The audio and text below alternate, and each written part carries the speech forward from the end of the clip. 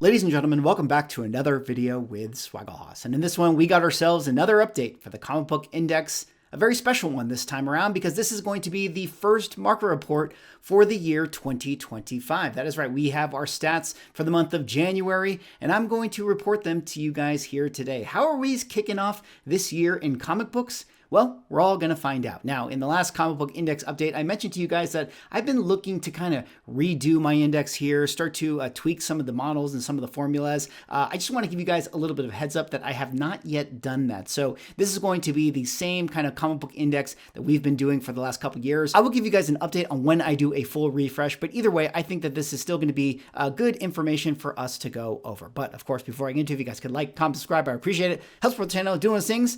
But let us get into this video here today. Now, you guys know what it is. The comic book index is the top 100 sold books per age. I focus on silver, bronze, and copper. I pick the highest volume of grade. That's the one that I count. I take the final sale of each month, aka simulating a market close, and I get all of my info from GPA data. So suffice to say, if I was going to take the top 100 most in-demand, most sought-after books in every age, how much would it cost me to add them to my collection on a month-by-month basis? Well, last month in December, to end the year out, it would have cost you $39,528 to buy all of those 100 special Silver Age keys in your collection. That was a number that actually had been looking up from the prior month and certainly looking up from the past, 4 months to follow it. Sort of asking ourselves a question. I know it's become a little bit of a meme in the comic book space to say, have we turned the corner? And as far as last month's values are concerned, it was looking like maybe that actually could be the case. Well, where do we go here in the year 2025 to kick it off?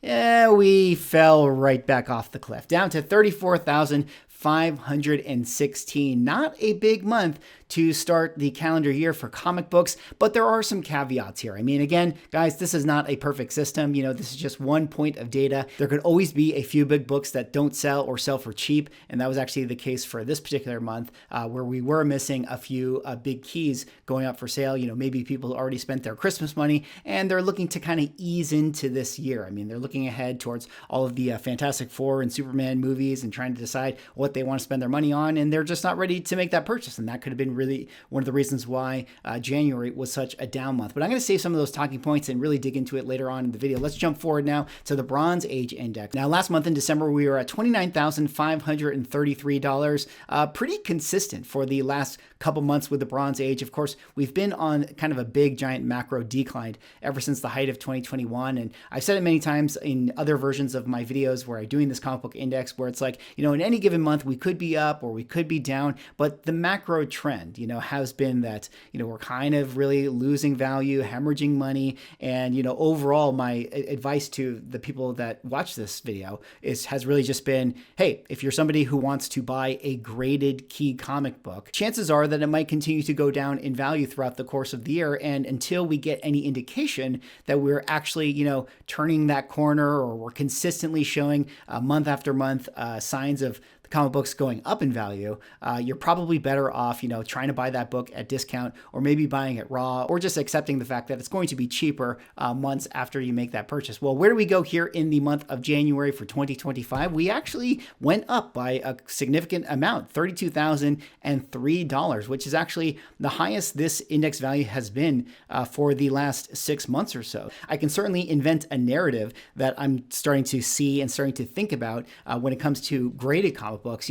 With the Bronze Age, a lot of the books that I actually focus on and calculate for this index tend to be ones that are in the higher grade because, they came out at a time that was, when people were regularly bagging and boarding. Whereas in the Silver Age, a lot of the books I focus on are in the mid grade. And I think that that's obvious as to why I do that, because if I were to focus on the high grade top of census versions of those books, the nominal value would swing too much. But I think what we're starting to see is behaviors within consumers as far as how they collect comic books, where I think Bronze Age collectors like to have those high grade slabs. And I think mid-range Silver Age collectors don't necessarily want to have those mid-range books in CGC cases. So I say all that to say this, the narrative I can invent is that maybe the Silver Age buyers are not looking to buy graded comic books as much as the Bronze Age buyers, and that's why Bronze had an up month versus Silver Age, which had a down month. Now, speaking of ups and downs, let's talk about the Copper Age Index, which has seen some ups and downs in the last few months. Last month, it was at 21,602, which was a slight down from the prior month of 22,399. Well, where did we go here in the month of January? Well, we kind of had a slight down, if not a bit of a push, going to 21,236. And similarly to that of the Bronze Age, I mean, I think the macro trend for this particular index has been on the decline. And as far as I'm concerned, no real reason to think that that's going to stop anytime in the near future. Well, here is the side-by-side chart in case you guys want to pause the video or take a snapshot. But let's hop over to the key takeaways just so that we cross our T's and dot our I's with this index video as a whole. So for Silver Age in the month of December, 39,528 down to 34,516, a decrease of 13%, pretty hefty decrease in any given month.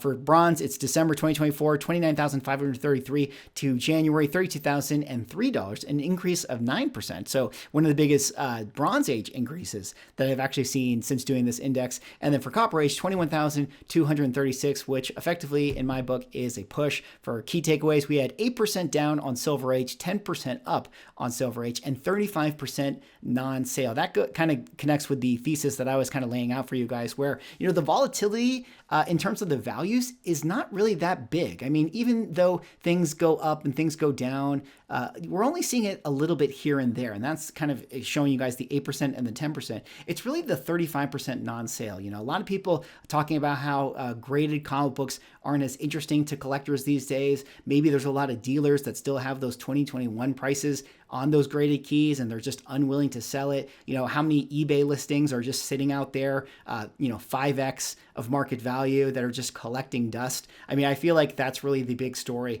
with a lot of the Silver Age books, because when they typically are sold at current fair market value, any dealer will tell you that they will absolutely find a buyer. So I think that that's one of the big hiccups with silver books as a whole versus Bronze Age books here. 13% down, 11% up, 14% non-sale, fairly consistent overall. All right, let's jump ahead now to the month-by-month chart. One of my most favorites to kind of look at, because I feel like it gives us the best sense of where we are, especially on a year-to-year comparative basis. But here we are for the year 2025. I'm starting us with the pink dot that you guys can see there in January, still above that of, 2020, which is the yellow line, certainly above that of 2019 and 2018, but below that of 2024 and below that of, the big giant COVID boom years. And, my speculation is that we're going to see this pink line slash directly horizontal throughout the course of this year, if not be a little bit similar to that of the purple line, where you can see in 2024,